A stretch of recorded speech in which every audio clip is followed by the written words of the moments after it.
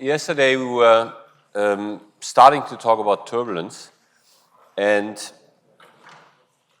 we ended yesterday in deriving the mean flow equations. We call these the Reynolds equations, and they look very much like the local instantaneous equations, except they're written for the mean, and then you have extra terms, or one extra term which did not appear in the local instantaneous equations. So that's, we call this the Reynolds stress term, and we said yesterday that is the term actually causes all the difference between laminar and turbulent flow. And then we also said that if you look at the system of equations we have now, we have the three momentum equations and the continuity equation. These are four equations. We have as unknowns three mean velocities, the mean pressure, and that these are four unknowns. So, you know, that would be okay. But now we have this additional term here, which is a second order tensor, but it's symmetric, and so it has six unknown components. So we need six more equations, otherwise we can't solve it. Okay? And the simplest approach might be, you might think, okay, why don't we just neglect this term for a minute? But if I neglect this term, then, you know, this looks exactly like the local instantaneous equations, and I get the same solution back. I don't get a modeled equation then. So the first idea we could have is we could derive an equation for this Reynolds stress tensor. And so these are the so-called Reynolds stress equations. And there's a few slides here that show how to do this. Is not so complicated, but the equations that comes out is a little bit complicated.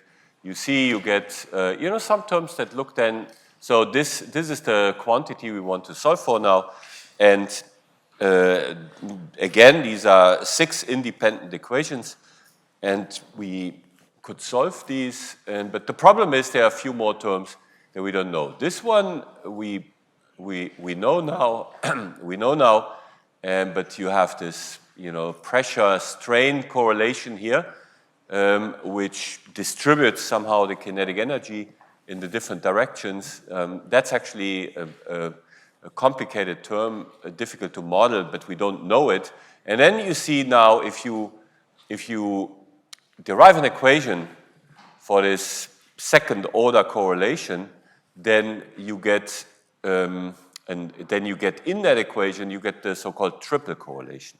Now we have a UI, UJ, UK correlation, which is a third order tensor, so 27 elements, and they're not all independent, but you see, you know, you get more and more unknowns if you derive more equations.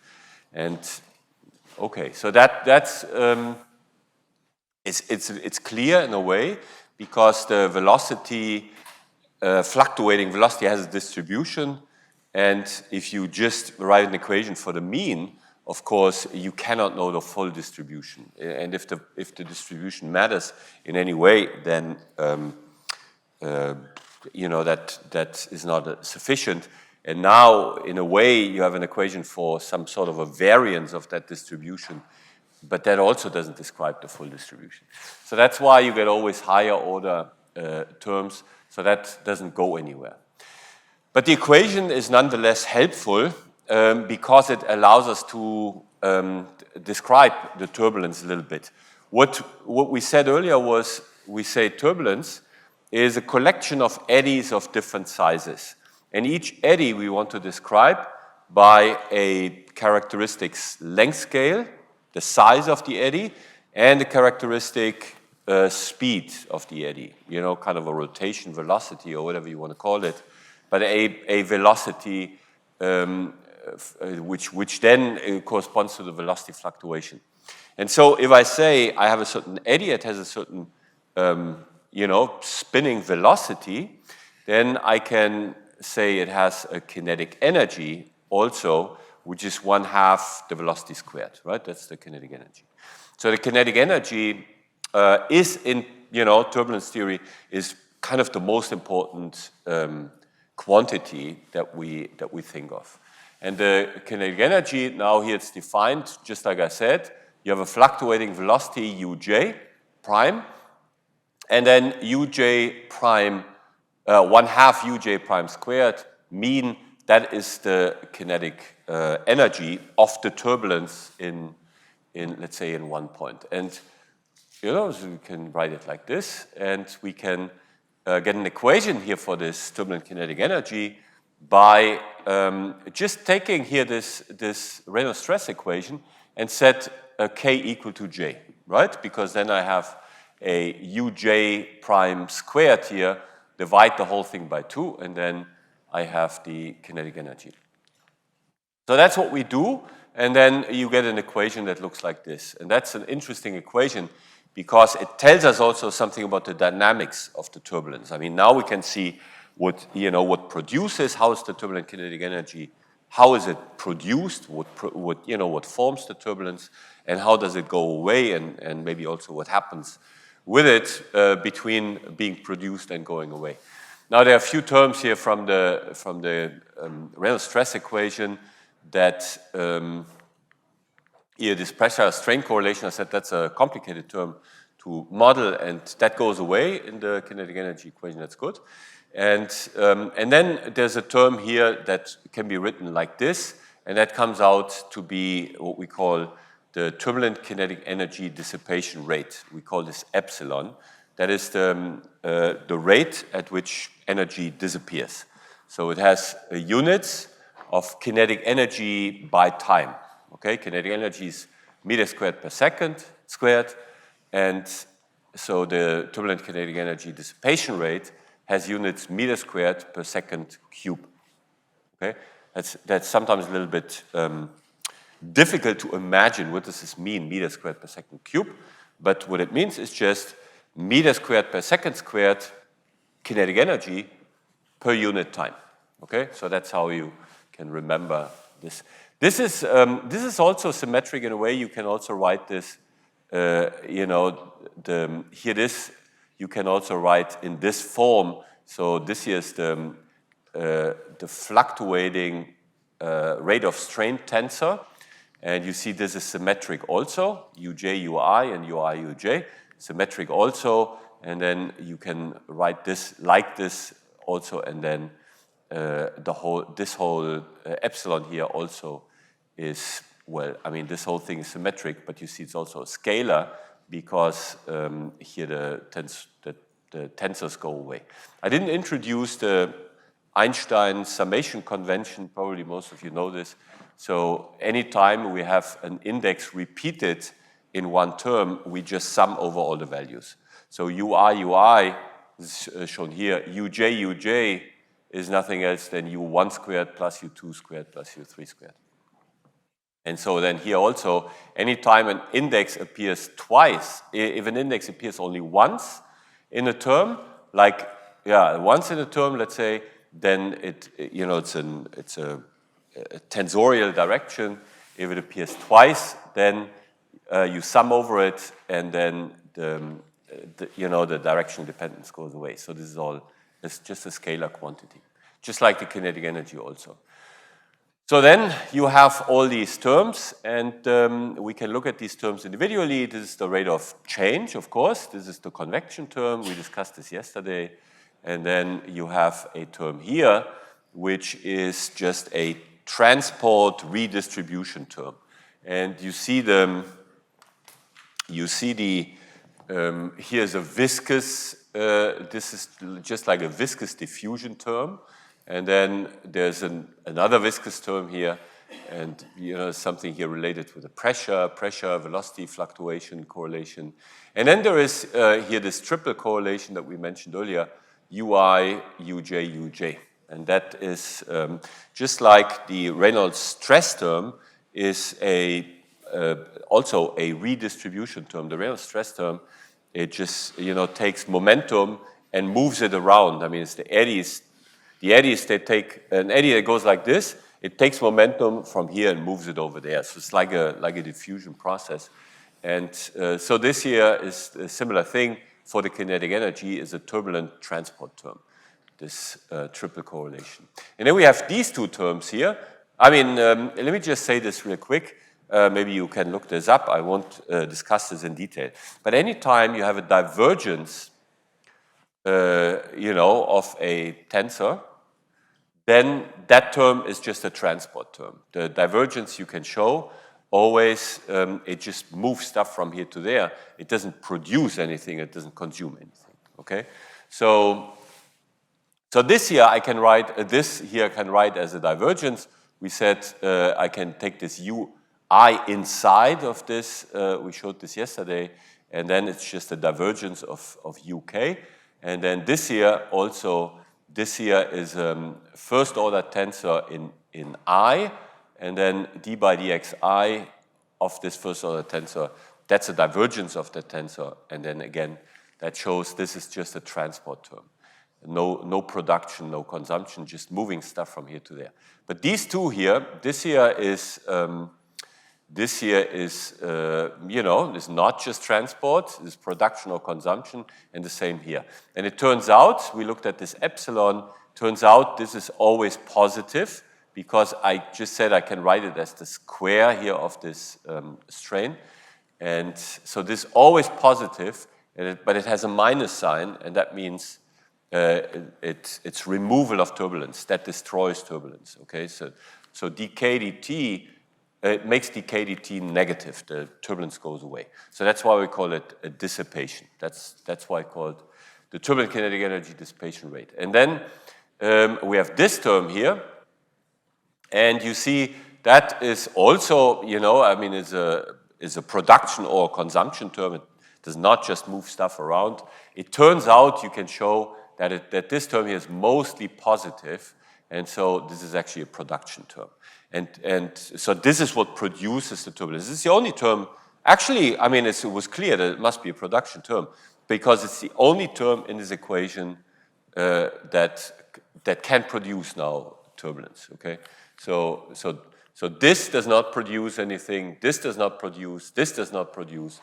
So if turbulence is produced, it must be by this term, okay? So interesting now is this term depends on the mean gradient, or the gradient of the mean flow, and so that's the shear. So what you need to make turbulence is a shear. We said this yesterday already. If you have a shear, then that makes, you know, and you have viscosity, that makes somehow eddies. So that's what this term here does. So it extracts energy, kinetic energy, from the mean flow and puts it into the turbulence. And because the shear is something, I mean, the shear of the mean flow, that's something that happens on the scales of the geometry.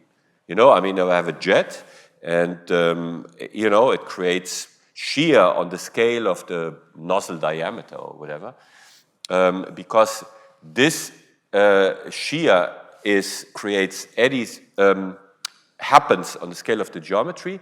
It also creates eddies of the scale of the geometry. Okay, so for example, again, if I have a jet, that creates shear, and it will make eddies which are, you know, kind of the size of the width of the jet. And so we say the production, because of this, the production of turbulence is always at the large scales. The largest scales of the turbulence are the ones that are produced from the mean shear, and you know, the small scales, they follow from this somehow. Okay, so we can look at what we call the budget of this equation. The budget of the equation is we take a certain case, we, you know, like a boundary layer or a jet, and then for this case, we evaluate all the single terms to see what term, which means then also which process is important in what region. And that's shown here. This is for pipe flow. This is the wall of the pipe flow. And here in this direction, you go towards the center line of the pipe. So you have a turbulent pipe, and you see here the production is all very close to the wall. We said this earlier, because that's where the gradients are, the velocity gradients are highest. And then it turns out also the dissipation is very, very close to the wall, largest, and There's also diffusion then of turbulent kinetic energy towards the center line of the pipe, where then production goes away, because on the center line of the pipe the mean gradient is 0 because of symmetry, and then the turbulence that diffuses to the center line is then dissipated there at the center line. If we look at a free jet, you see it looks very different. In a free jet, so this is the center line, and this is radially outside. So the production happens somewhere in between, where the shear is largest, not at the center line, not far away from the center line, somewhere in between where the shear is largest. And then you see there is convection that brings turbulent kinetic energy towards the center line.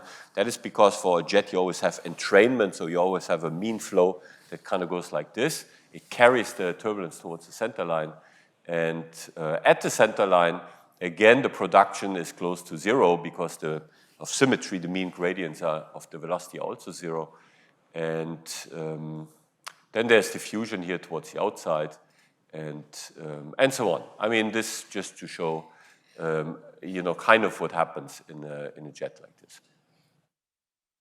So we have this kinetic energy equation, but closure problem is not solved because I have a new quantity, but I have new unknowns. And so one needs to come up with, and if I derive equations for these correlations, then I get even higher correlations. So one has to come up with a different idea. So to come up with a different idea, we first look a little more here at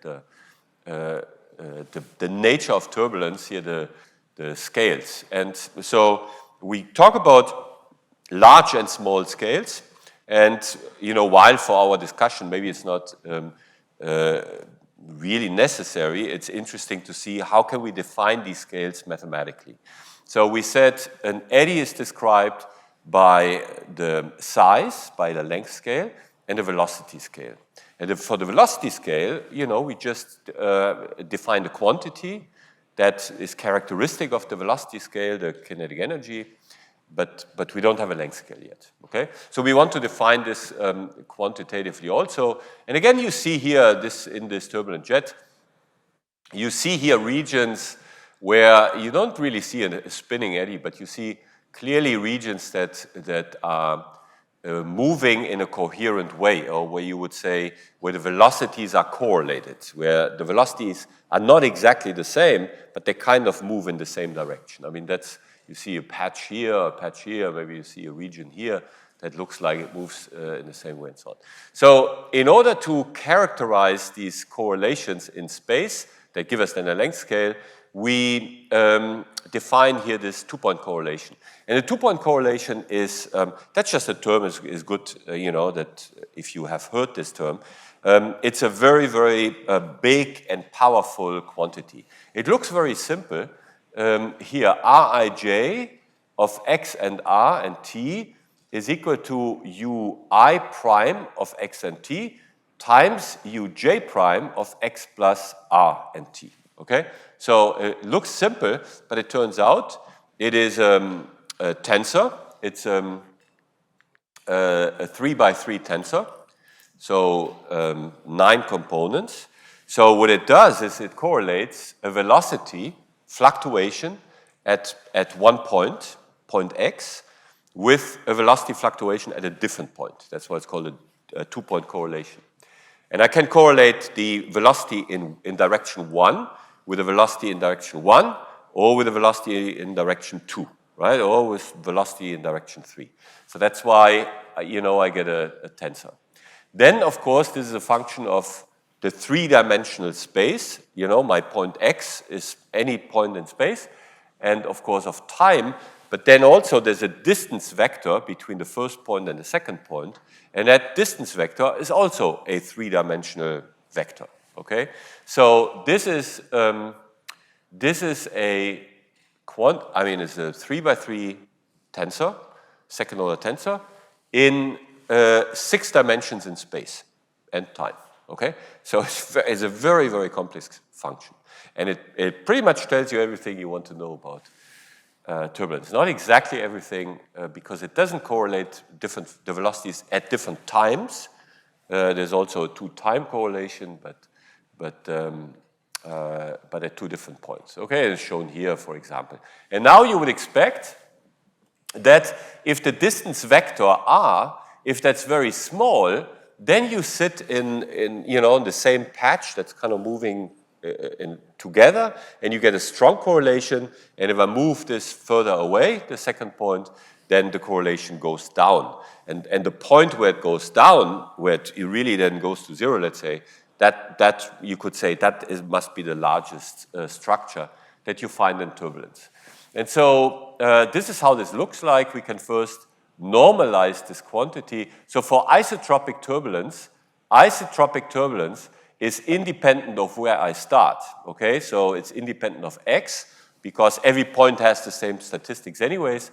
It's also independent of the direction, and so it's, it's not, it's still a difference, even in isotropic turbulence, if I correlate these velocities, where the velocity direction is orthogonal to the distance vector, or if I correlate these two velocities, where the velocity directions are in the same direction as the distance vector, okay? But so there are two different of these correlations in isotropic turbulence. So this one here is the one that correlates the velocity directions that go in the same direction as the distance vector. And then if we evaluate this now for zero distance, then we just get here the RMS, u squared, right? Then I get ui of x times ui of x, and so that's just u prime squared. So if I normalize this by this value, it must go to 1 for r equal to 0. And then, as I said, if you make the distance vector between these 2 points larger and larger, then this gets smaller and smaller. And this region where this goes to 0, that gives us an indication for what's the largest scale that we find in a turbulent flow. And so that's what we call the integral length scale. We define it like this. We say, I just put a square in here that has the same area as the integral under this curve. And so that's where that intersects here the r coordinates. That's what I call the integral length scale. And this doesn't really matter. I mean, exactly how I would define it.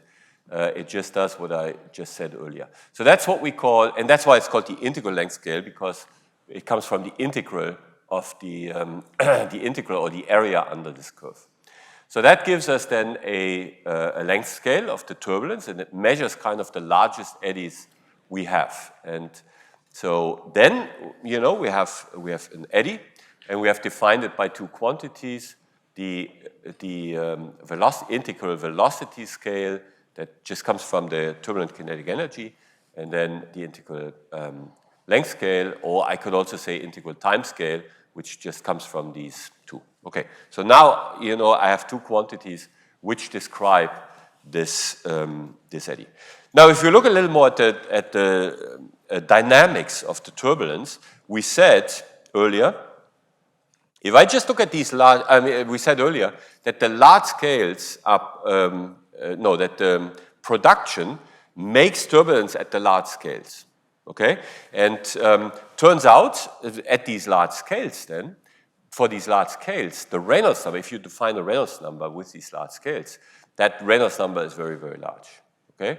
So it's at least 100, okay, or maybe 1,000, and whatever. So it's very large, which means viscosity is not important. There's no viscous damping of the velocity. So, so if you look at eddies of different size, and you go to the very, very smallest size, then it turns out at some point the viscosity. I mean, when I go to smaller and smaller eddies, the Reynolds number that describes one eddy gets smaller and smaller, and when the Reynolds number is 1, then it basically means U times L, the momentum becomes the same as the viscosity, and then the viscosity takes over, and it just, you know, converts the kinetic energy of the eddy into thermal energy. It just dissipates the eddy. And so the dissipation, we say, happens at the small scales, and the production happens at the large scales. I've shown it here. This here is what we call the energy spectrum. The energy spectrum shows you the energy associated with different wave numbers. It's basically nothing else than the Fourier transform of the two-point correlation. So the two-point correlation, you know, tells you what's the correlation at certain length scales, and if you transform this in the Fourier space, then you get the energy as function of the wave number. And the wave number, again, we said already earlier, I think, we said the wave number is nothing else than basically the inverse of the of kind of a wavelength. Okay, so this wave number kappa is the inverse, let's say, roughly of the length scale. So these are small wave number means large scales, large wave number means small scales, and then, you know, maybe from experiments or whatever, you can find out that so this is a log plot, and you can find out that the energy is mostly at the large scales, and at the small scales there's very little energy. But what's interesting then also is that this way of looking at this in this Fourier space, in this wave number space, you know, also is instructive in understanding the dynamics a little more. We said the turbulence is produced here at these large scales. These small scales are not produced. Only the large scales are produced from the mean flow. And then the dissipation of turbulence is at the small scales and not at the large scales. And so there must be a mechanism in the turbulence dynamics that makes the large scales smaller, and then the smaller scales yet smaller, and so on. So that's what we call the energy cascade of turbulence. You have an eddy, and that eddy interacts with a different eddy, and this interaction of these two eddies, you know, makes them smaller, and you know, and then the same thing happens at the smaller scale. So there's a so the kinetic energy is produced at the large scales, and then it's transferred to smaller and smaller eddies, and then when the eddies become small enough, it's dissipated. And that then leads to the Kolmogorov hypothesis, which, you know, use this idea and make it a little more quantitative also. So we said the eddies are, in general, I mean, there are three hypotheses of Kolmogorov that then lead to a really nice theory. And the first one relates to the isotropy. In general, the large scales are anisotropic. So, for example, if I have, let's say, a flow here, a boundary layer that goes in this direction, then the eddies I produce, they will all be like this, okay? If I have a flow in this direction, it will not produce an eddy that goes like this, the other way, right?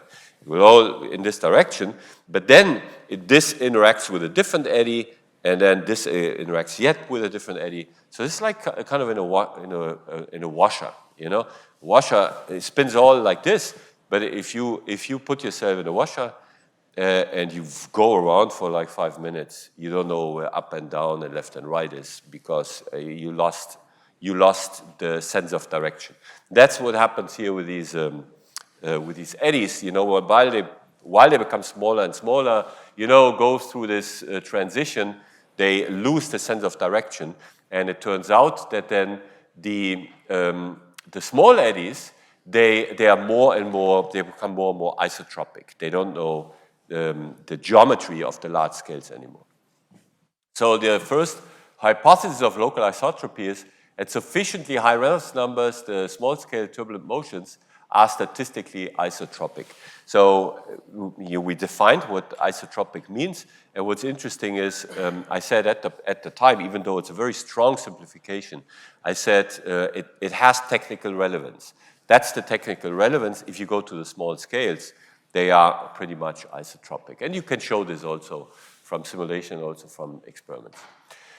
The second one is, so now there are two similarity hypotheses. The first one says that sufficiently high Reynolds number small-scale eddies have universal form. They are determined by only two parameters, epsilon and u, the dissipation rate and the viscosity. And you can, how do you come up with this? I mean, this is just dimension analysis. You look at all the parameters you have, and you look at which ones should be important at small scales. That's one way to do it. The other one is to derive equations that describe what happens at the small scales. There are a set of equations, Kolmogorov equation, and another set of equations called the Kalman-Haworth equations. And so if you just look at these equations, you see they have only two parameters. They have only two parameters that are not controlled by the equation, and one is epsilon and one is nu. So that's how they came up with it. But also you could say, I mean, if the turbulence produced at the large scales and is then goes more and more to the small scales, and the small scales they don't even know anymore what the large scales look like, then all that's important here maybe is the flux of energy into the small scales, which is epsilon. And the second one is then the viscosity, because the viscosity becomes important here somewhere at the small for the small eddies. Why do I say the flux of energy into the small scale is epsilon? If you think this whole, if you think of a stationary process where then production. So if you think of a stationary process, then the dissipation, the energy that's dissipated, it must always be replenished by the same amount of energy that comes into these small scales. And so that's why the energy transfer rate from large to small scales, in this case, is the same as the dissipation rate. Right, and then really also the production, if it's stationary, also has to be the same. Right, so that's why. So when we say epsilon is the dissipation rate, but very often what we mean is not really the rate of dissipation. We mean the energy transfer rate from large to small scales, and so that's also how we should look here at the Kolmogorov hypothesis. So what's important for the small scales is the flux of energy into these scales, and then the viscosity that dissipates these away. And now, that's interesting, if I have only two parameters, I can form a length scale from these two parameters. And if I have nu and epsilon, the only length scale I can form from this is nu cubed divided by epsilon to the 1/4. And that's what we call the Kolmogorov scale. That is the smallest scale in turbulence. And so it's not exactly, it's not, numerically exactly the smallest eddy you have, but it's a scaling quantity that, is roughly on the order of the smallest eddy you will find in a turbulent flow. And these smallest eddies, they also have a time scale, a velocity scale, and they are also just, obtained by dimension analysis with these two quantities, nu and epsilon. Okay, so that's one really, really important finding, is the smallest scale in turbulence, which is this. And now you could say, okay, I have a smallest eddy. That eddy had a certain size, eta, and it has a certain velocity, u eta, and from this I can form a Reynolds number. Okay, the Reynolds number here, u eta times eta divided by nu, and if you plug in these numbers, you will see that this is exactly equal to 1. Okay, that's what I said earlier. The large eddies, they have very large Reynolds number. When the eddies become smaller, smaller, smaller, you hit the point where at some point the eddy Reynolds number is equal to 1, and that means now viscosity takes over and takes the eddies out. So that's what happens here in this exponential decay. And now Kolmogorov's second similarity hypothesis is an even more or equally famous result. He says that's a really, really nice, beautiful asymptotic thinking. Anytime you look at, you compare different scales, and you look at two different scales, and one is much smaller than the other, then the small scale, I mean, they can't interact really. It's very difficult for them to interact. Like, I'm standing here on the Earth. The Earth is much larger than I am, and the Earth is doing something.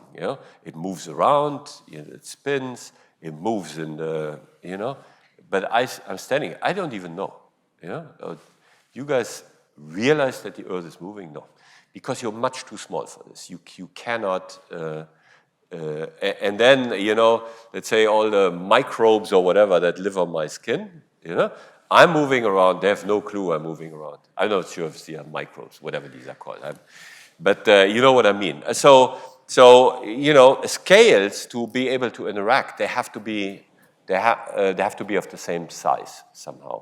And so here, the idea is to say, so what if I consider length scales that are much smaller than the large scales, okay? These are the large scales, and now I consider scales that are much smaller than the large scales. That's what we did here, and said, here we only consider the small scales, much smaller than the large scales. But now we're saying, and now we're considering length scales at the same time that are much larger than the small scales, okay? Because if they're much larger than the small scales, then they must be independent also of the viscosity. The viscosity is a quantity that only becomes relevant at the small scales. So then all the dynamics, they must depend only on one quantity, epsilon, which means now they are universal, and I can now do, here again, dimension analysis for trying to find the wave number dependence of the energy. And so if I just take the wave number and now epsilon as the only parameter that's left, and I try to match the dimensions of this is just dimension analysis, I find that the energy spectrum must be epsilon to the 2/3 times the wave number to the -5/3. Okay, and that's some of you might have heard about this. This is Kolmogorov's famous, -5/3 law or whatever you call it. So that's why this is shown here like this. So if I take the log on both sides, then I get log of the energy spectrum, and here I get -5/3 times log of k. That's why we do a log-log plot, and this here should be a slope exactly of -5/3. Okay, and you find this in experiments that is in really good agreement with actual data. What it says then also is, and that's very useful and very powerful, if epsilon is the only parameter in this what's called here the inertial subrange, where neither production nor dissipation is important, it's just energy transfer. If I just pick an eddy of a certain size in that range, then the connection between because there's only one free parameter, the connection between the size of the eddy and the velocity of the eddy must come through epsilon. And so again, by dimensional analysis, I find then that epsilon can only be u prime cubed divided by L. So that gives me always, if I know epsilon, it gives me a relation between the velocity fluctuation and the size of a given eddy. And we can use that, I call this Kolmogorov scaling. We can always use this in this range to kind of compare different size eddies with each other. So for example, using this, you can determine the ratio of the energy of large and small eddies. You will see the large eddies have more energy. You can determine the ratio of the time scales of the large and small eddies. You will see that the small eddies have much shorter time scale, and so on. And so we can also use it to relate the larger scale or the ratio of the large scale and the small scale to the Reynolds number.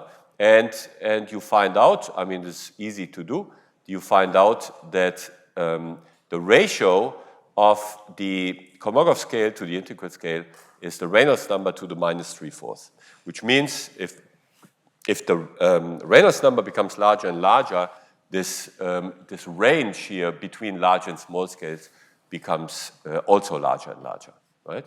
So if the Reynolds number becomes small, this range becomes less and less.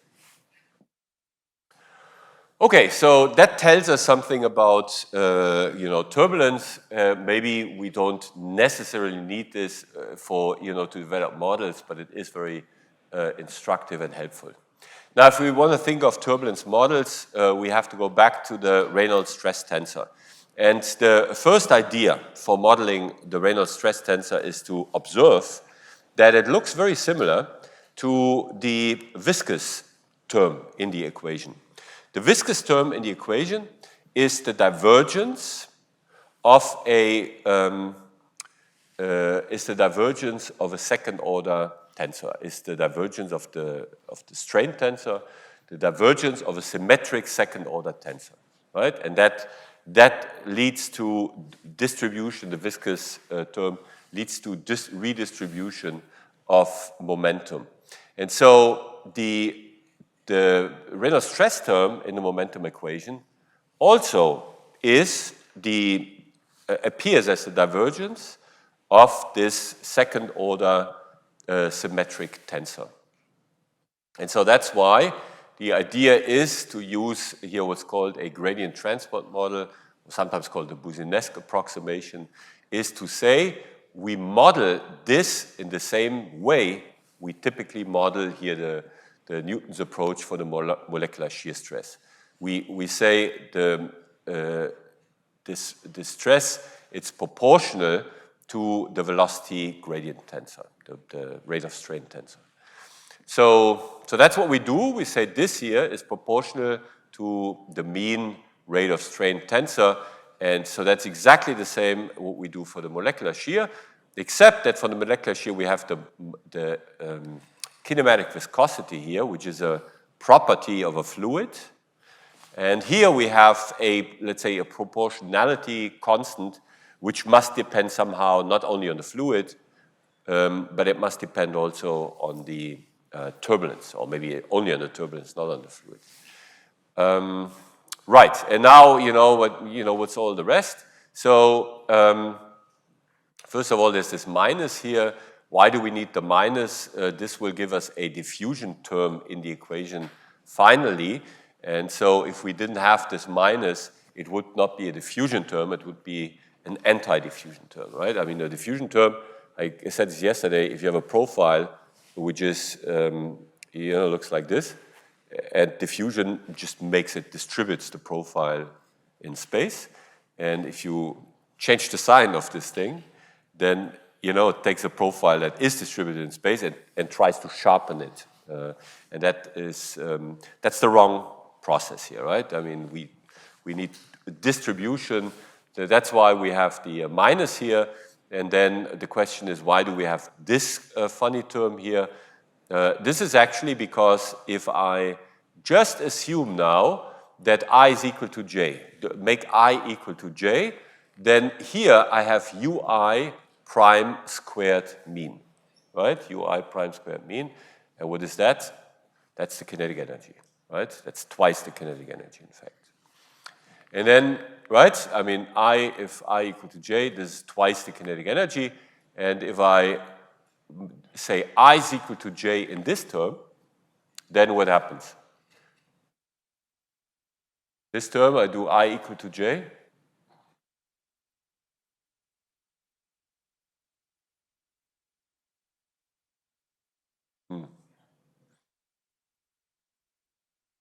Then I have dui by dxi plus dui by dxi. What is dui by dxi?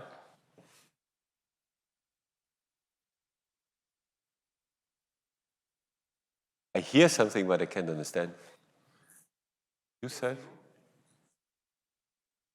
Yeah, I mean, let's say dui by dxj, that's strain. By dui by dxi. Yeah, and what is it in an incompressible flow? 0, right? Continuity equation for an incompressible flow says dui by dxi is 0, right? That's the, so if I make I equal to j, I have on the left-hand side, I have 2k. On the right-hand side, I have 0. So that's not right. So that's why we add this term here, which is 2k. And then it needs to be a tensor, so we add this Kronecker delta here, which is 0 on the off-diagonal elements, it's 1 on the diagonal, right? And then delta II would be delta 1, 1 plus delta 2, 2 plus delta 3, 3 is equal to 3. And so that's why the 3 divided by 3, so then here also have minus 2k, and here also minus 2k, okay? So you can always, when you forget this, you can always reconstruct it very easily. Okay, so then we can come up with models. So that's the, so this is the term we need to model, and now we do this, okay? And the problem, are we done now with the model? No, because there is this eddy viscosity, nu t, that we also don't know, right? So did we do anything good at all? We started with a quantity we don't know, and we have another quantity we don't know. Or did we do anything good? Any advantage now compared with before?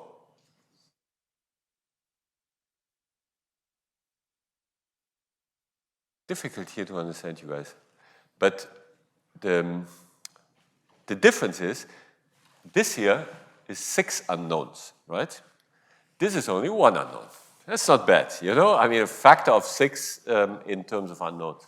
But still, we need to know what this is. And now the next step is, you know, how do we model the eddy viscosity? And this is how we do it. I mean, we say, so this is redistribution of momentum. What happens is you have an eddy, it looks like this. And what does it? It takes some momentum from here and it moves it over here, okay? So that's the distribution process. And then you have the next eddy that picks it up here and moves it somewhere else. And so this eddy here, we say has a size L, and it has a rotation velocity of u prime. And if I want to say this eddy now is responsible for the eddy viscosity, then we do what engineers do. We do dimension analysis, okay? Dimension analysis now, what are the units of eddy viscosity, of viscosity? What are the units? Meters squared per second, okay? So what is this in terms of u prime and LT?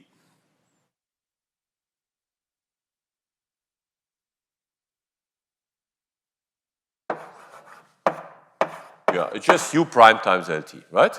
And that makes sense. I mean, you know, always do sanity check. If the eddy becomes larger, you know, the diffusivity should be larger. And if it spins faster, also it should be larger. Okay, that makes sense. So now, we need to model these two quantities. That's all, you know? And so that's what here these models do. There are different models here, the so-called mixing length model. There is the turbulent kinetic energy model, where you see here it's just the u prime is just taken as the square root of the kinetic energy, and then here I just have a length scale. Here also I have a length scale, and then we have other models here, like what's called two-equation models, where I have here this k and epsilon. So here's an example then, the mixing length model. This is kind of the first model that describes this. You can get it just from dimension analysis by saying, you know, I want this to depend on the shear, and but you can also, I mean, there are also you know, more graphical, physical ways to explain why this looks like this. But it doesn't matter. I mean, this is just nu t is Lm squared times Sij, and that's interesting because Sij now, that's based on quantities I know. By the way, we always distinguish between known and unknown quantities. known quantity is not a quantity where I know the value. A known quantity for me is a quantity for which I have an equation, right, that I can solve. So when I said I have 4 equations now and 10 unknowns, I have 4 equations, and that means for me pressure, mean pressure, and the 3 velocity components, they are known if I know what to do with the other 6 unknown components, right? Once I have closed these. So closure always means I need to express the unknown quantities as, you know, in terms of the known quantities for which I have equations. So this is then a known quantity. I have an equation for you mean. And here now, Lm, that's a length scale of the turbulence, and I still don't know this. So in this model, you have to provide the length scale. So now the question again, what have I done? I started with one unknown, and I end up with another unknown. Okay? Is this useful or not? Obviously, it must be useful. Otherwise, we wouldn't talk about it here. But why is it useful?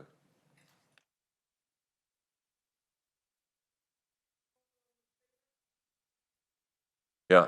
So the point is, if I would tell you the eddy viscosity is 350 meters squared per second, is that big or small?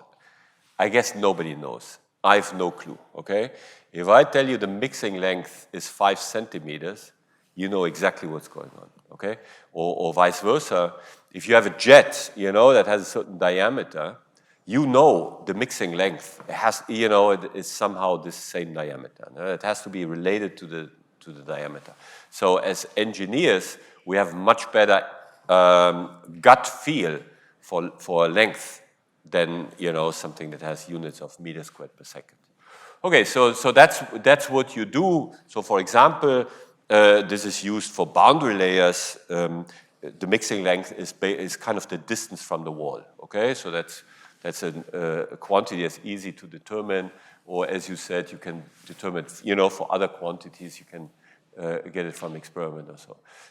So that's what this is. Interestingly, as I said, this is the first and simplest turbulence model, but at the same time, it's a model that's probably now used more than any other model. Or maybe not quite, but almost. Why? Because we use it for LES. In LES, the model we use is what we call the Smagorinsky model. And the Smagorinsky model is nothing else than Prandtl's mixing length model. But for LES, it's kind of a beautiful thing because in LES we know the length scale. We have a filter scale that gives us an indication for what the largest scale is. So for LES, we actually know this quantity.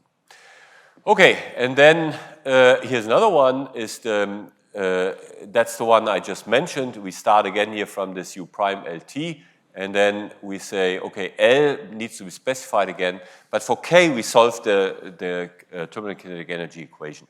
Why? Because I mean, for this here, you see already, if you are in a jet, and you're on the center line of the jet, or take the turbulent pipe I showed earlier, if you're on the center line of the pipe, then the velocity gradients are 0.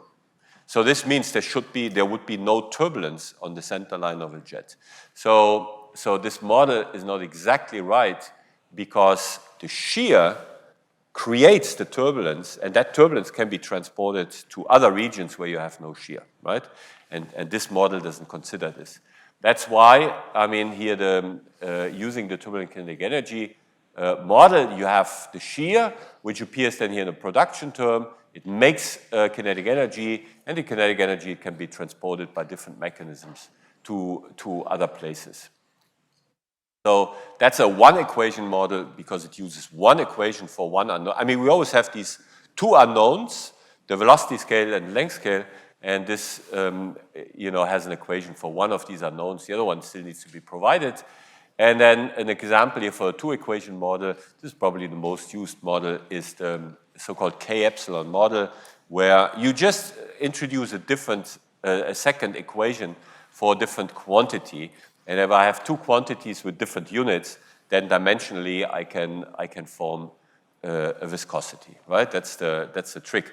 The second one could be, is the kinetic energy dissipation rate. It could also be an equation for a length scale. It could be, there's a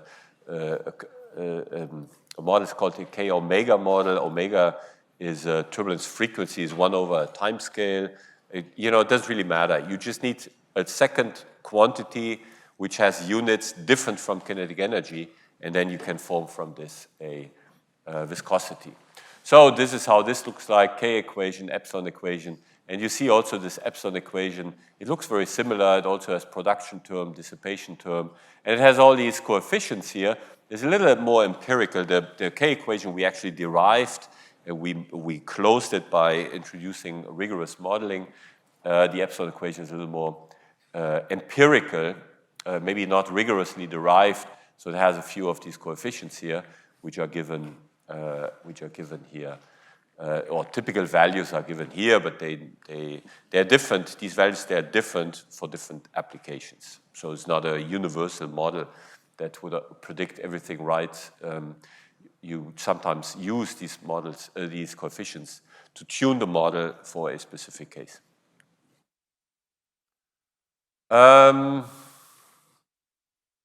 Okay, so maybe this is not all that important.